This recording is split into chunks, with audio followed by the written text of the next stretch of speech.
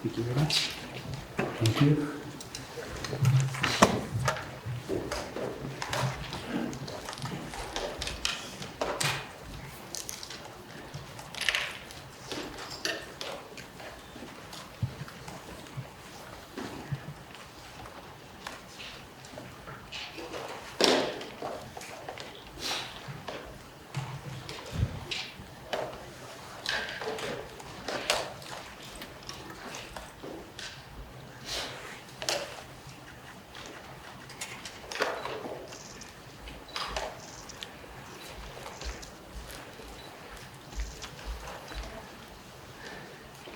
それでは時間になりましたので、始めたいと思います。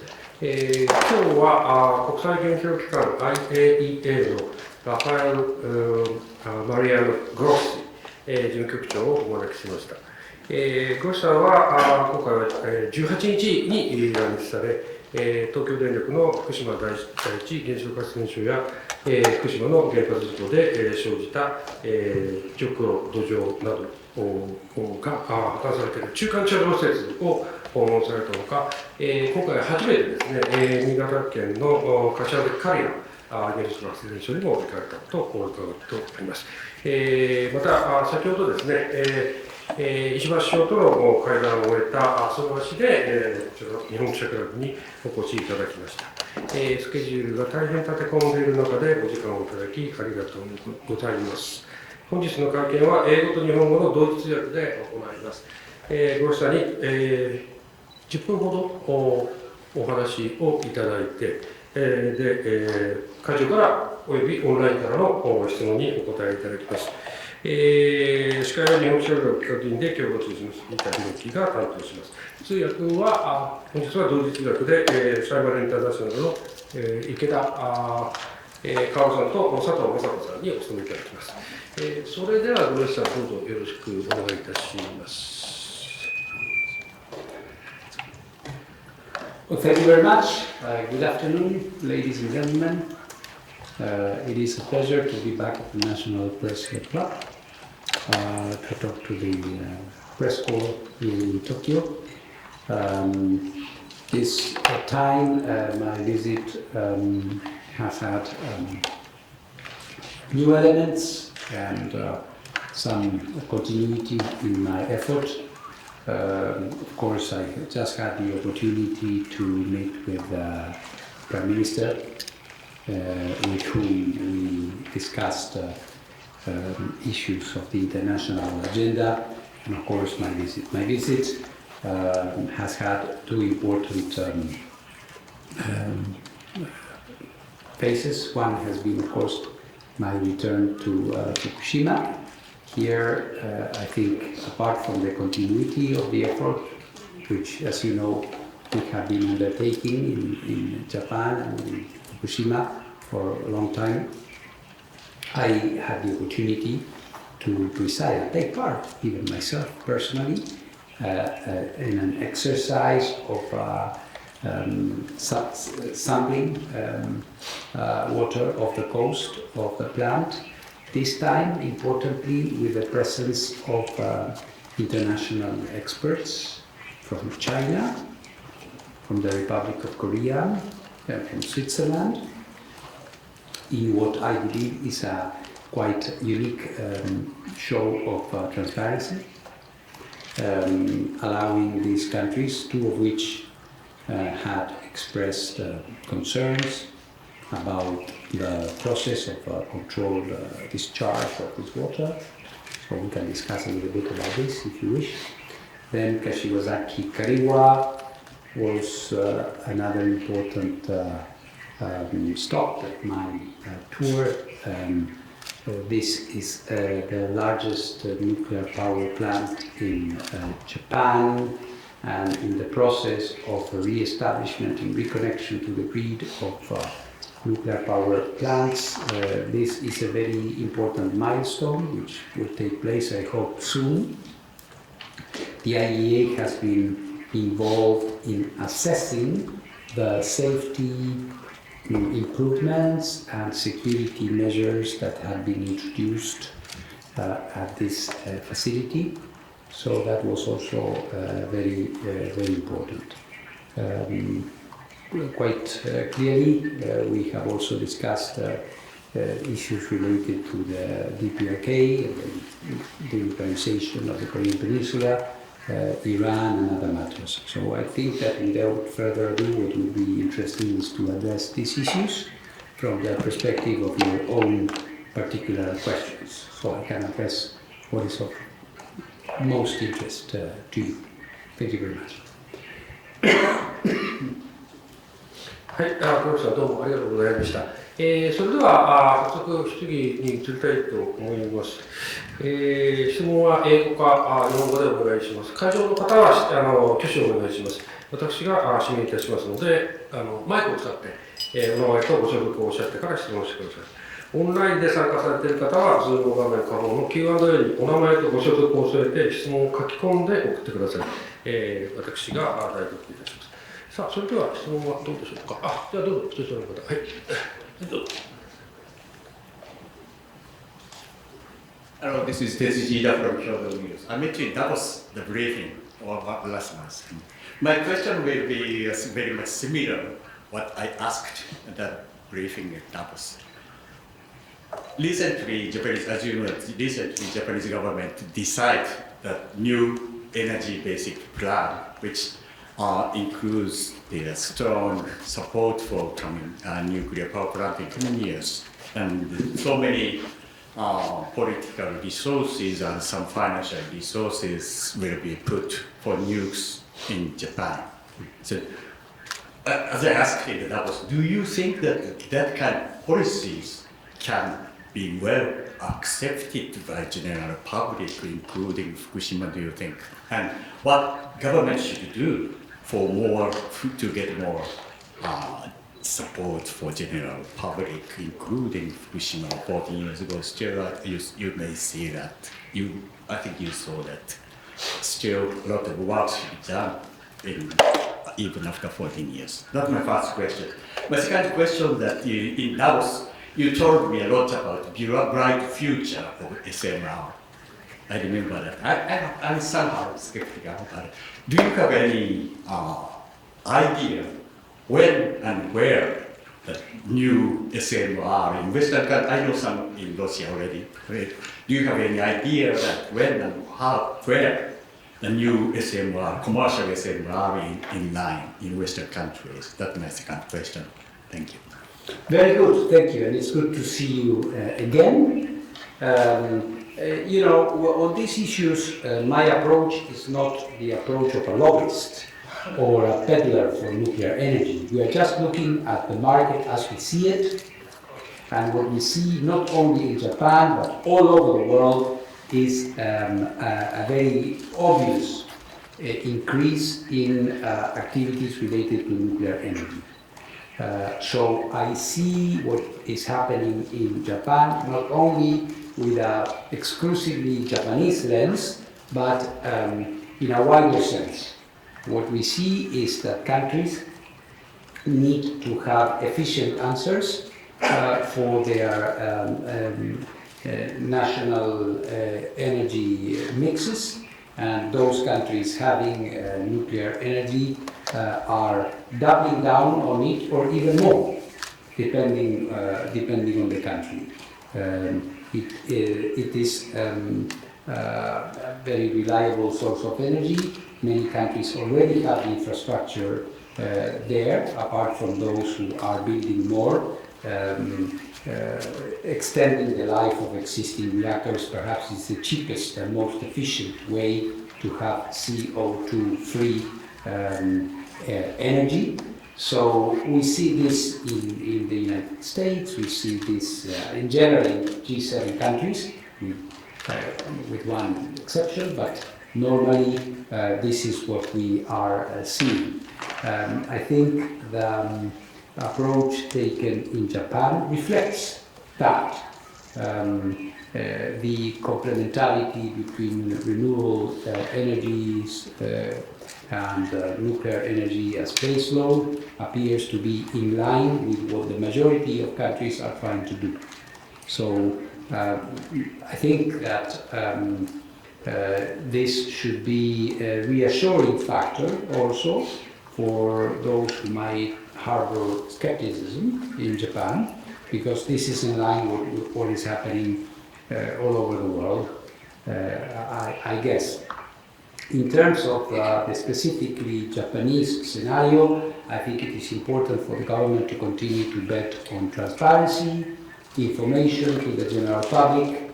This is extremely important. And I would say that the example of what has been done in Fukushima is a very good example, because as you may remember, I used to visit here, for example, when the basic policy on this was adopted, and there were, I still remember people here protesting, etc. And then, 1 year and a half down the line, it has been proven that the program was sound. 10 batches have already been discharged. For the first time, instead of adding tanks and not knowing what is going to happen with that water, tanks are being dismantled. Discharges are well below, far below the operational limits used all over the world. So I would take this as an indication that with sound policies and good explanation to the public of what is being done is a good combination. It's a good combination. This is one thing. Regarding the SMRs, there's not much that has changed after we last spoke about it in Davos. The expectation about them continues to exist. SMRs do exist in Russia and in China. They still have to be rolled out in G7 countries or in the West, to try to describe it in some way. But this is moving in the right direction. We have designs that have been licensed already in the United States and in the process of being licensed also in Europe. My impression, since you talk about when, this is of course something that is not easy to predict, and normally when one does so, then statements come back to haunt you. But I would say that within 5 to 6 years, you will see already SMRs being in the market. I think it's quite a reasonable time frame to see them out there. We are working with companies, we are working with national regulators to update the necessary standards so that we are ready for the moment where this new type of nuclear power source is going to be introduced to the markets. Thank you. はい、それでは、じゃあ、どうぞ、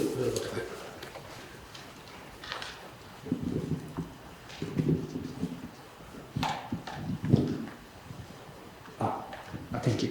My name is Keitaro Kokuchi from the Asahi Shimbun.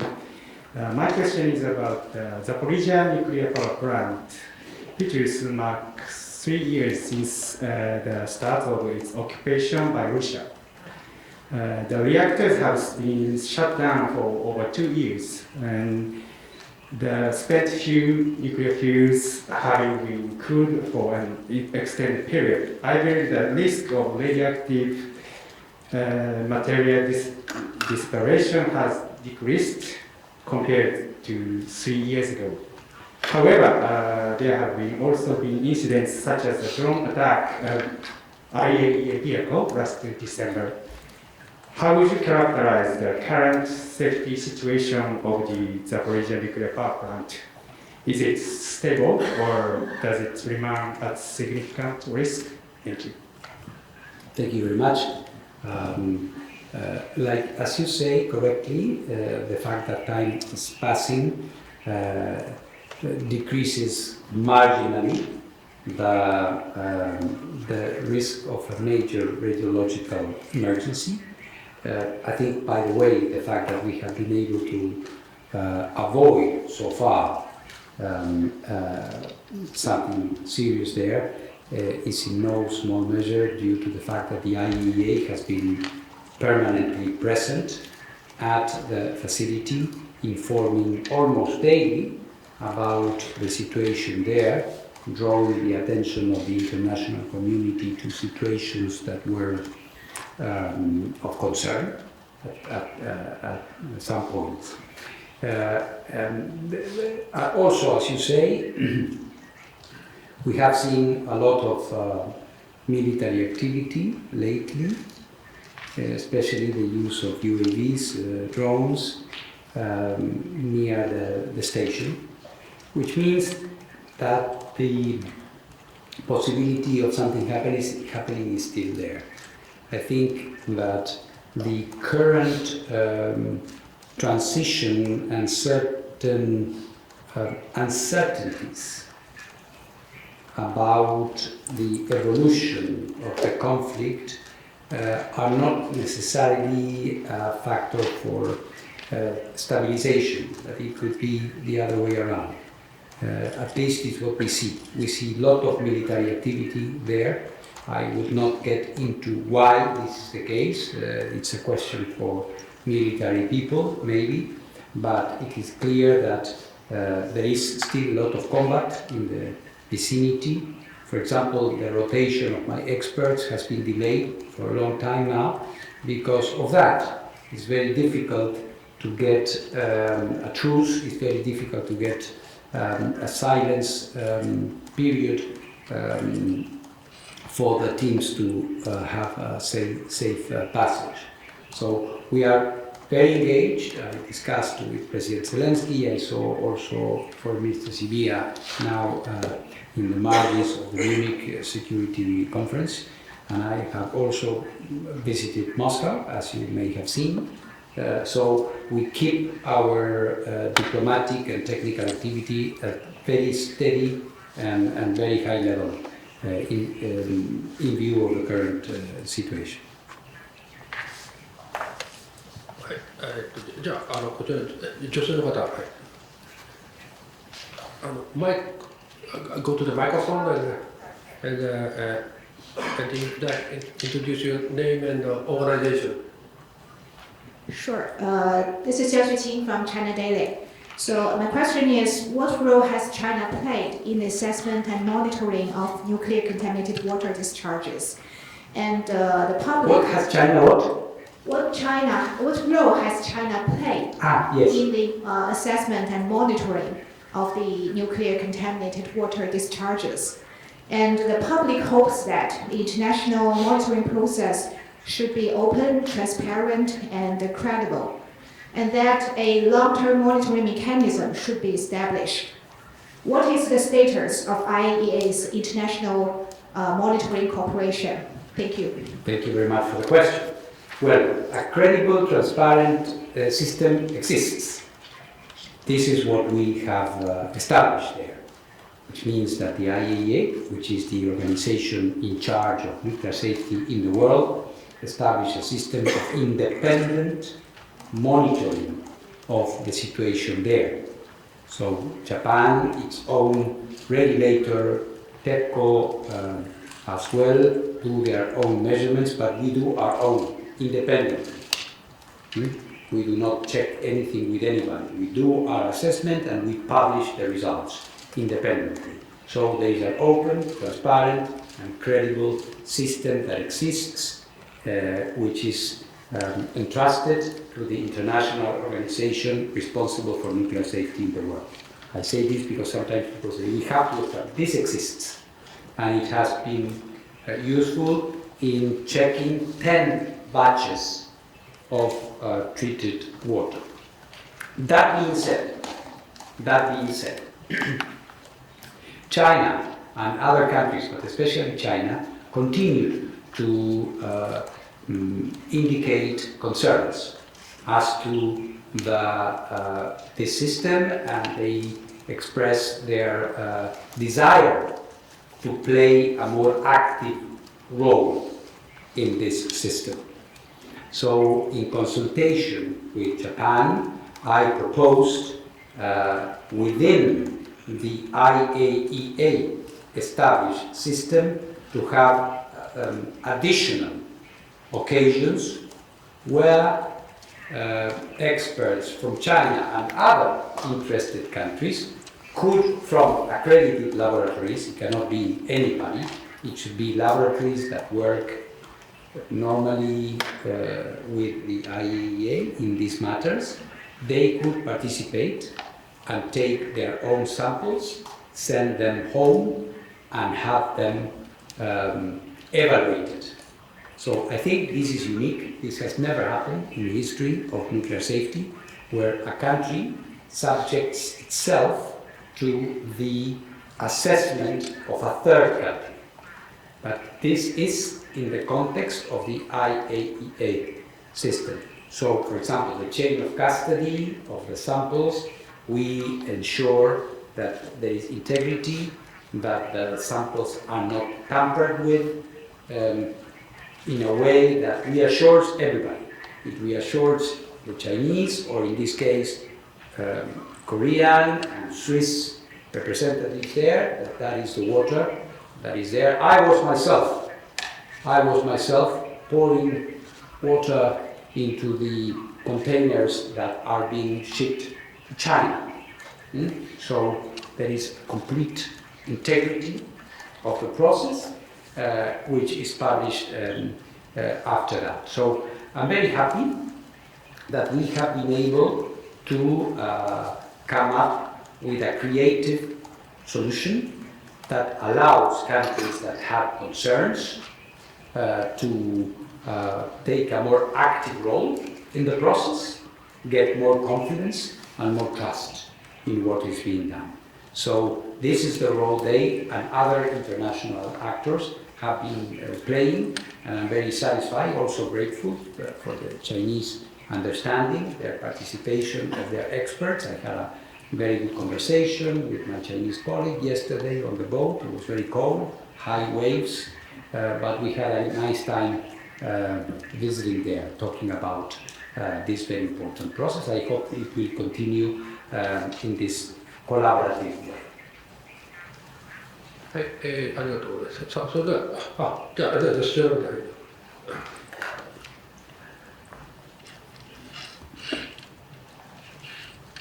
日本語で失礼します。M&A オンラインの糸永と申します。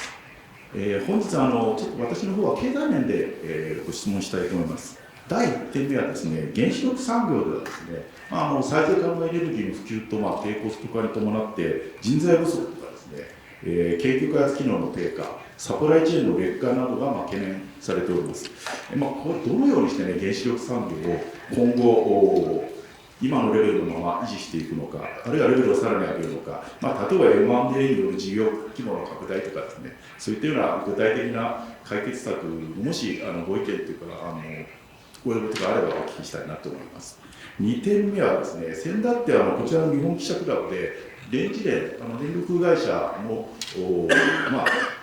事業団体なんですけど、そこの会長がですね、原発事故の責任を電力会社が負うのは非常に重すぎると、これね、国がもう少し責任を分担してくれないかという提言をしておりましたが、これをもう少し枠を広げてですね、国際的な枠組み、国際機関、あるいはですね、国際的なそういう何らかの枠組みを作ってですね、原子力事故、二度と起きてはいけないんですけれども、万が一起こった場合に責任と役割をですね、要するに世界で支えるっていうことは可能なのかどうか、あるいはその効果があるのかどうかっていうご意見をお聞きしたいと思います。お願いします。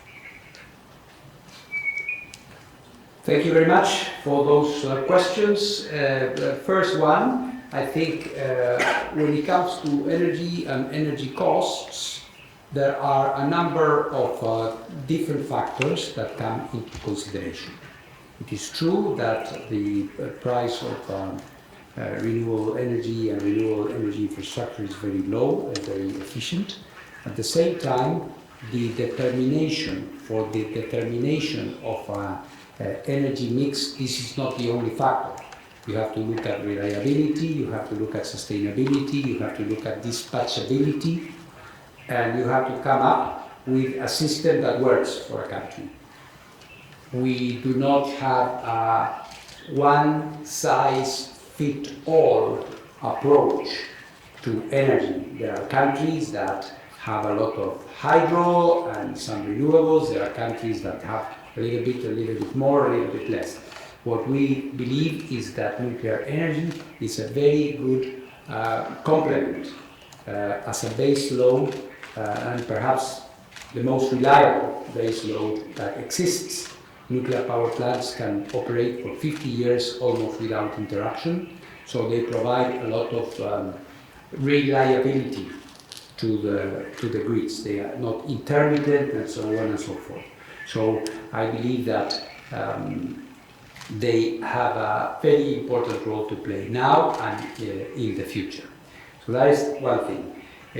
With regards to what you refer to, which is the liability for nuclear accidents, as you know, it's a very legal question that has a complex answer. There are different, the issue that we have is that we have different regimes, different legal regimes that are of application, with the Convention of Supplementary Compensation as being the global regime, and other treaties and conventions which are applicable. Each country decides on the level of responsibility of the operator. We have an example in the case of Japan with TEPCO, and some others less. I don't believe that there would be an internationally shared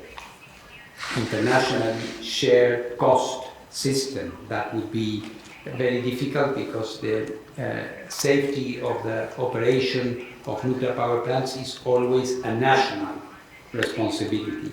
What we do have, and we believe we must have, is an international regime, which is different.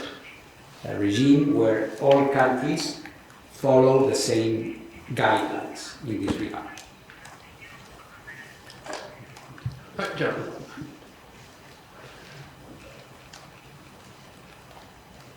Your Excellency, welcome to Tokyo, and thank you very much for this opportunity. My name is Deva from NHK, Japan Broadcasting Corporation, commentator. My question is regarding Iranian nuclear issue. Yes. And from here, I'm giving you my questions in Japanese. Yes. イラン核合意 JCPOA が締結されてから10年になりますけれども、この合意を維持していくことが可能であるとお考えでしょうか。なぜなら2018年に JCPOA から一方的に離脱したトランプ大統領の政権が復活したからです。そして関連してですね、イランの IAEA の査察に対する協力姿勢は変化してきているでしょうか。つまり今までよりもより協力的になっている、あるいは非協力的になっている、事務局長からご覧になってイランのその IAEA に対する姿勢に何らかの変化があるかどうか。それからそのイランはこれまでずっと核兵器の開発は絶対にしないと言い続けてきました。平和利用に限定されていると。でこの政策が変化していく可能性があるかどうか。そして今、事務局長が一番イランの核開発活動の中で懸念を持っている点、問題であると思っている点は具体的に何であるのか。以上でございます。よろしくお願いします。Thank you very much for the question. Well, JCPOA, it's an empty shell. I don't think anybody thinks that the JCPOA can play a role at the moment. I think it used to be an agreement that was in operation for some time, but now, irrespective of what you may think about its merits or lack thereof, it is obvious that technologically speaking, it has been completely superseded. So it's no longer fit for purpose. Iran has gone above and beyond every technological line that was contemplated in the JCPOA. So then JCPOA talked about one type of centrifuges, now they have much more. They are reaching at 60%, so almost weapon degree level. So it is a completely different nuclear program, completely different. So you may still have, I discussed this with the foreign minister of Iran, Mr. Arakchi, maybe what you can have is the same philosophy of JCPOA, which is tit for tat, which is I restrain my activities in exchange for incentives, financial, economical, or otherwise. But beyond this, I think it is no longer applicable. And I think everybody agrees on this. Until last year, there were some that were saying, no, we have to go back to it. Now it is clear that it is not possible. I think what we are going to see is a different configuration. If we go back to an agreement, President Trump has indicated that he wants to go back to an agreement. Our European colleagues in the E3 also want some formal agreement. The issue here is how, because whereas in the past you would have a table with 5+1, now the table is no longer possible.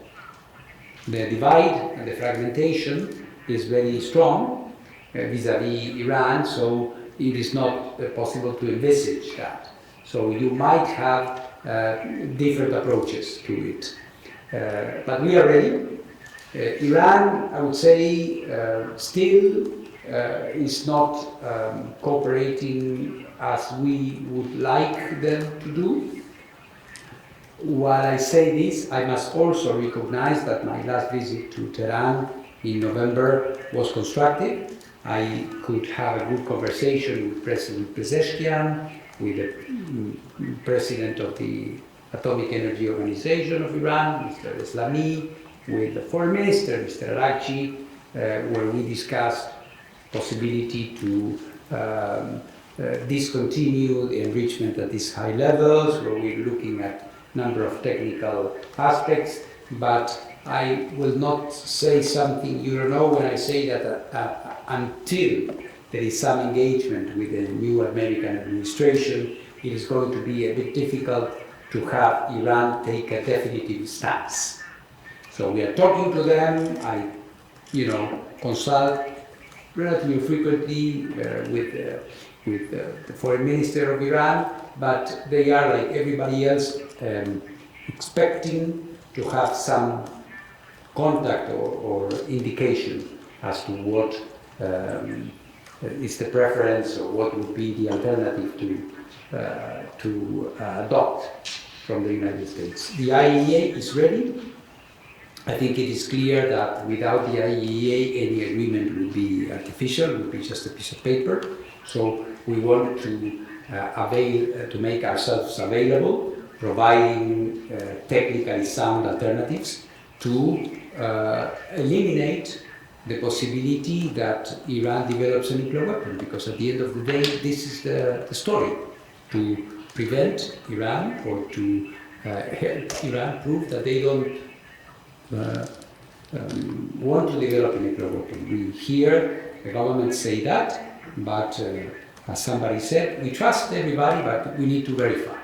So until we can have a very, very comprehensive, watertight system of verification, we will not be satisfied. So, but I hope that we will be able to get to that. じゃあ所長の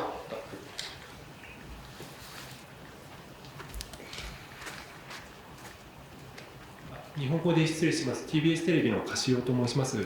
おととい視察をされた柏崎刈羽原発に絞って伺いたいと、2点伺いたいと思います。1点目が緊急時の安全対策やテロ対策など説明を受けられたと思いますが、再稼働に向けた準備状況をどのように評価されていますでしょうか。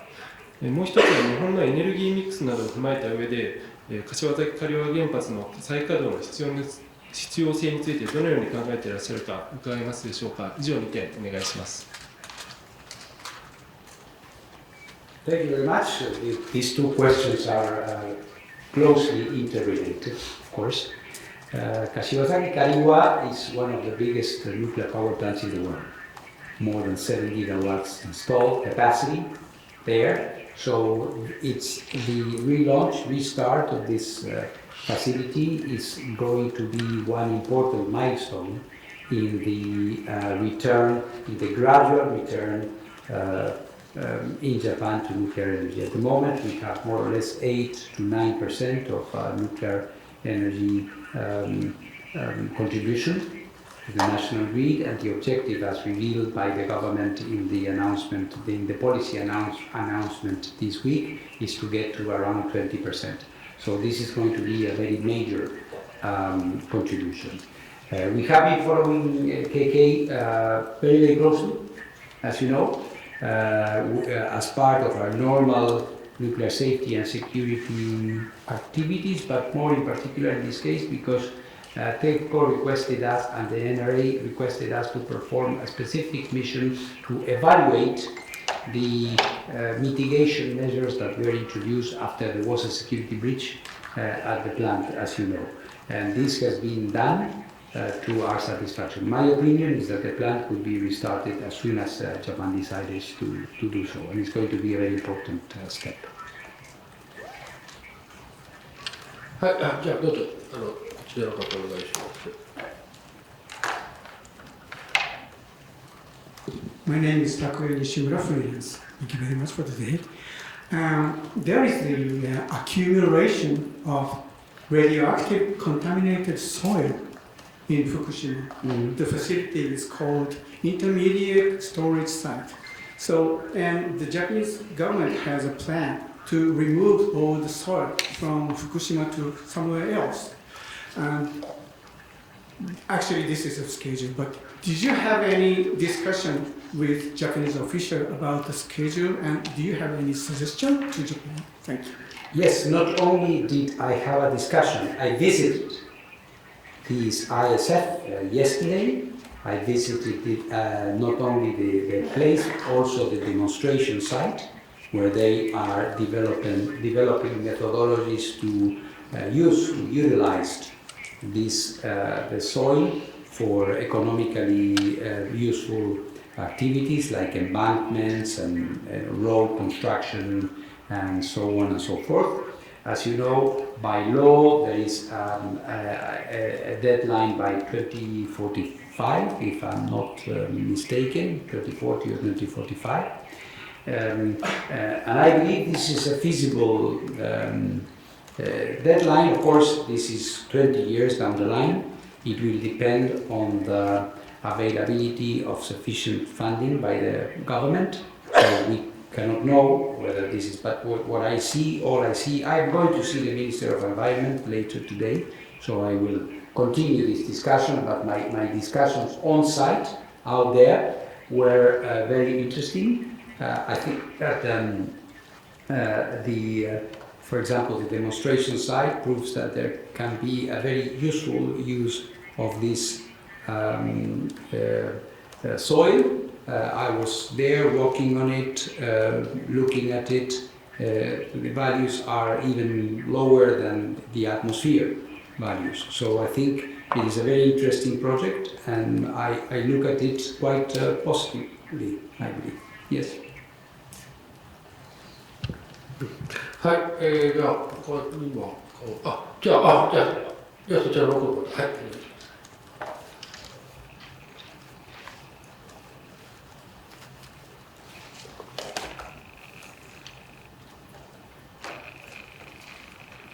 日本語であります。朝日新聞の OB で小田川と申します。北朝鮮の核問題および朝鮮半島の非核化の問題についても、取り上げてられるというお話がありましたけれども、これこの問題についてですね、大変東アジアのみならず、国際的な安全保障にとって非常に重要な問題です。で、この問題については IAEA の基本的なスタンスですね。そして問題点、3つ目が日本の役割、どういうふうに期待されているのかですね、これを伺いたいと思います。よろしくお願いします。Well, of course, the existence of a very important nuclear weapons arsenal in the DPRK is a factor of international concern. There are numerous resolutions adopted by the United Nations Security Council in this respect, resolutions that are still valid. Of course, we also hear from the government in Pyongyang that they do not intend to heed these resolutions, and they see themselves as, between quotes, a nuclear weapon state, although we know that in legal terms this is not acceptable for the international community, but it is also a fact. I was just discussing with Prime Minister. He informed me of his conversations about this with President Trump and to the validity of the concept of the denuclearization of the Korean Peninsula. Of course, this is easier said than done. It is a very complex situation at the moment, and as I discussed with him, I think we should try to strive for a re-establishment of some engagement, some presence by the IAEA in the country. You know, the last time that we had an inspection activity there, or any presence of any type there, was in 2009. So a long time ago. My impression is that there are areas, like for example nuclear safety, where we could try to establish some form of engagement. And of course, the role of Japan is going to be indispensable. The role of China is going to be very, very important as well.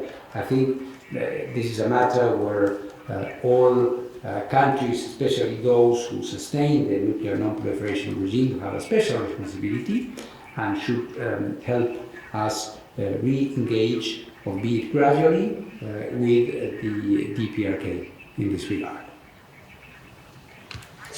はい、じゃあ、そちらの方、はい、お願いします。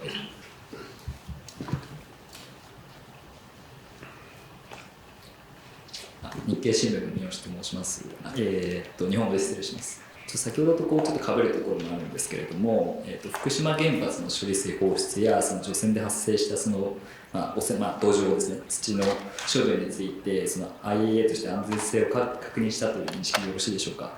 またその福島の処理水放出やその新潟県の原発の再稼働をはじめ、その日本の原子力政策についてそのどのような評価を下しているのかについてお聞きしたいと思います。よろしくお願いします。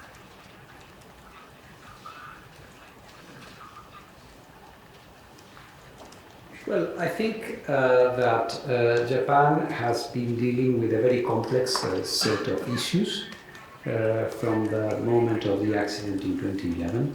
And I think it was important that they show consistency in this effort. I think early on there was a decision to work very, very closely with the IAEA. And I believe this effort is paying back. Because by having us so involved and so close through a number of peer review missions, advisory missions, and special commission tasks, like for example evaluation of the basic policy towards the discharge of water, or the special assignment in 2024 to review the security measures at Kashiwazaki-Kariwa. The government is seeing the advantages of this kind of approach and working very closely with us. There are issues that we identify and they are addressed, and we can in this way follow up. Nothing is perfect, so when we observe something, we immediately communicated, and in most of the cases, all of our observations are implemented, or our suggestions are implemented.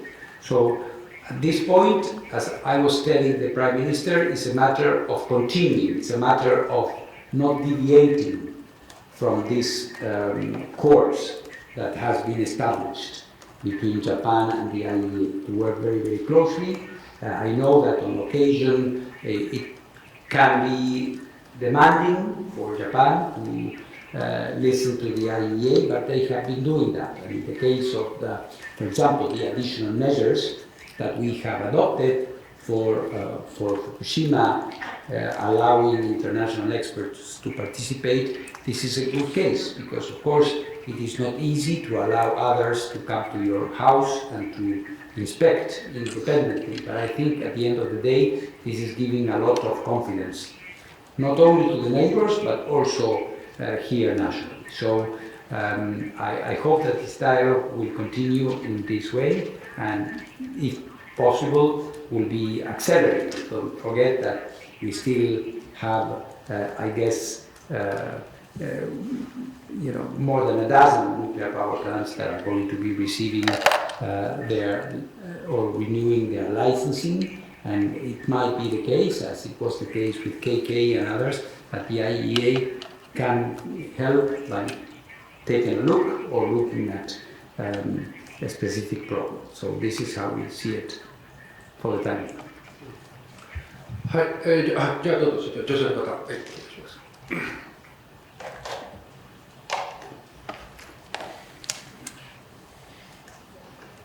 テレビ朝日の松原と申します。お伺いしたいのが、柏崎刈羽にですね、わざわざ足を運んでいただいて視察をされたということなんですけれども、先ほどありましたように、日本のその原子力政策を後押しする重要な布石だというふうにおっしゃっておりましたけれども、これはもっと広く原子力事業界ですね、あと原子力産業界にとって非常に大きな意味があるのかどうか、そこら辺をお伺いできればと思います。でもう2点あるんですけども、1点は、柏崎刈羽原発にわざわざ行かれたわけですね。でそれで、後押しされていると思うんですけれども、それはその広く原子力業界、また原子力産業界にとって非常に大きな再稼働することがですね、柏崎刈羽原発が再稼働することが非常に大きな意味があるのかどうか教えていただきたいです。でもう1点、先ほどからもありましたエネルギー基本計画、日本の中長期の、エネルギーの計画です。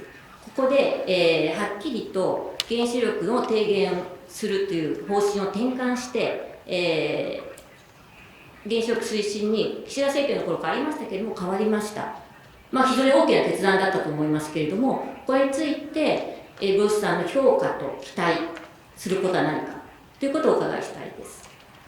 で最後にもう1点は、先ほどありました SMR、小型炉はこれまで何度も期待がありましたけれども、なかなかコストがついていかないということで難しいというのがあります。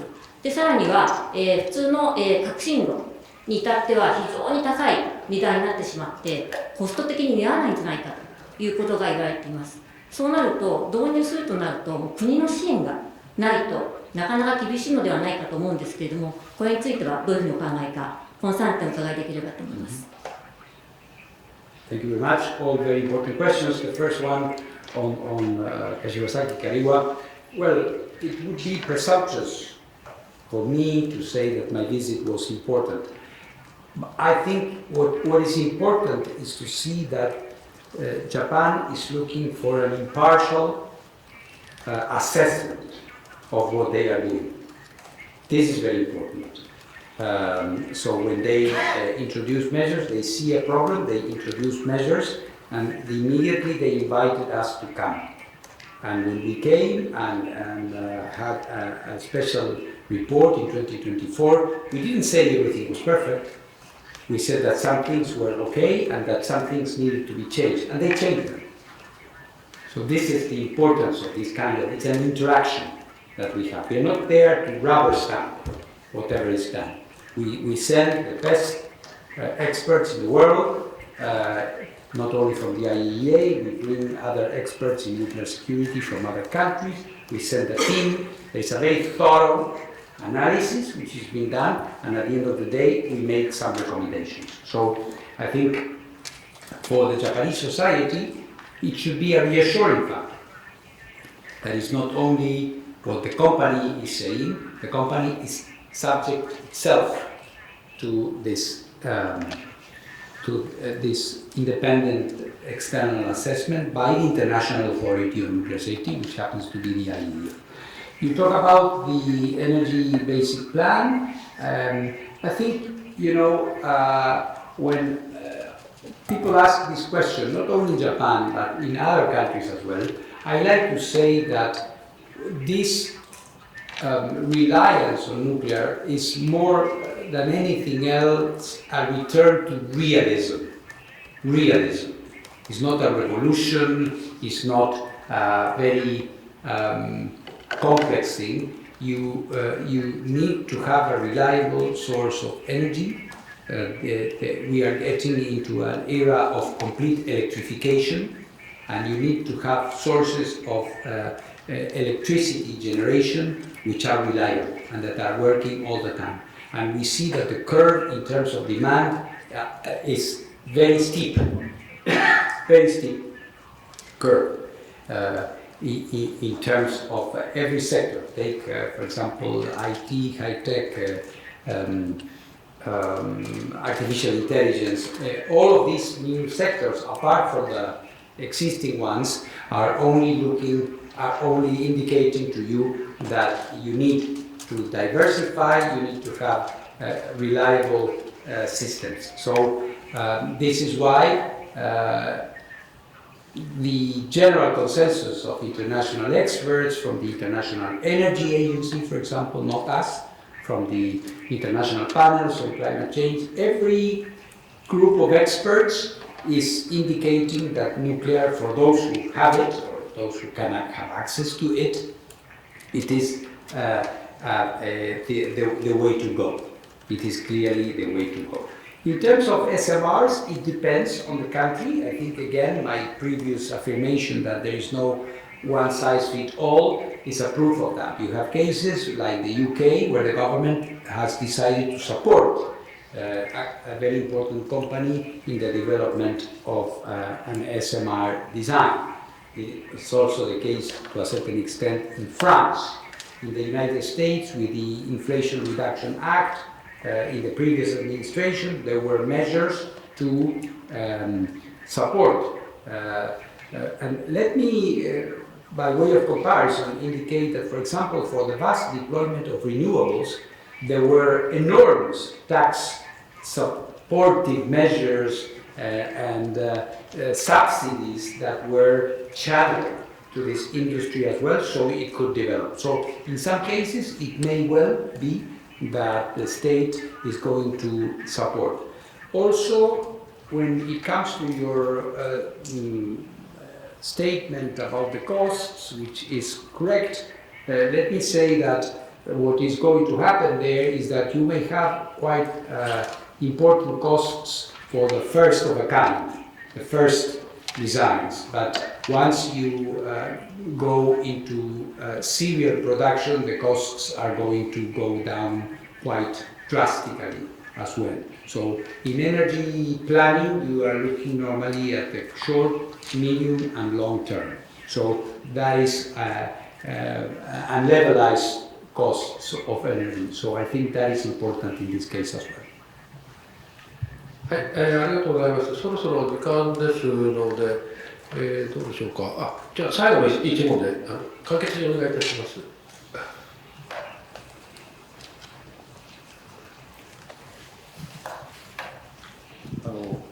ロンドンスクール・オブ・エコノミクス・アンド・ポリティカル・サイエンスの宇田と申します。要するにですね、これから地球温暖化とかいろんなことが地球の変化が起こってきますから、原子力の利用する国っていうのは増えていくんじゃないかと思うんですが、現在世界でどの数ぐらいの国がそういう機関を持っているのかということをちょっとお伺いしたいのと、それからそれがですね、軍事的な利用の方に移ることの危険性を持っている国がいくらぐらいあって、そういう場合に原子力機関としてはどういう対応をしていくのかということを教えます。Yes, you have a number of countries that are at the moment, they are currently operating the facilities, 31, 32, depending on how you estimate that. You have another category of countries that are very close to adding their names to the list, important countries like Turkey, like Egypt, Bangladesh, among others, that are well advanced in the construction of new nuclear power plants, and they didn't have them before.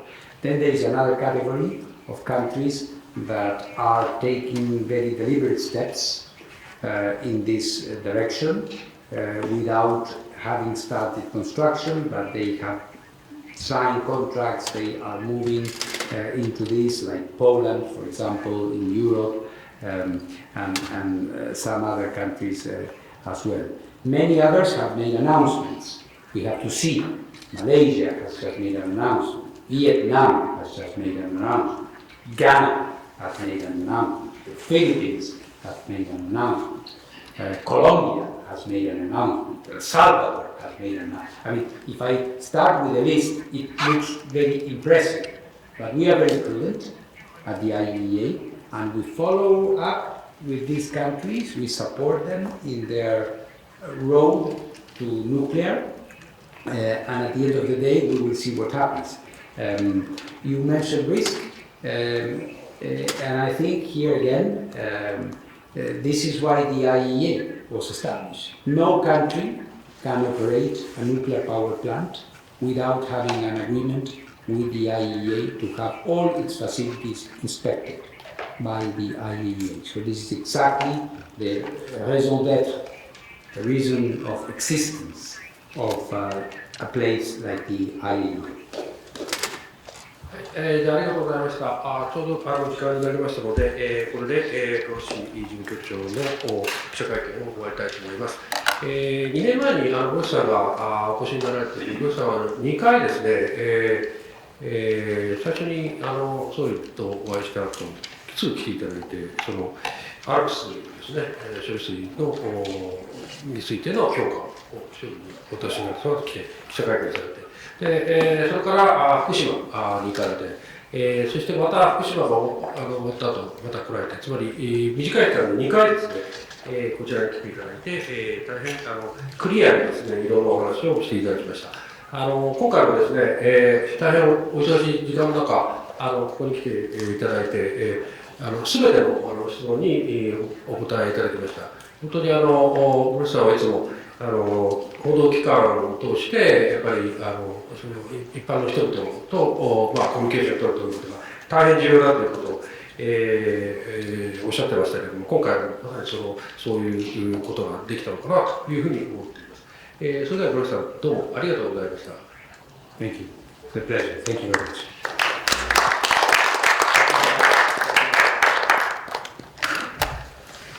それで、ごめんなさい、次の予定がありますので、皆さん席に座ったままお待ちください。はい、失礼します。はい。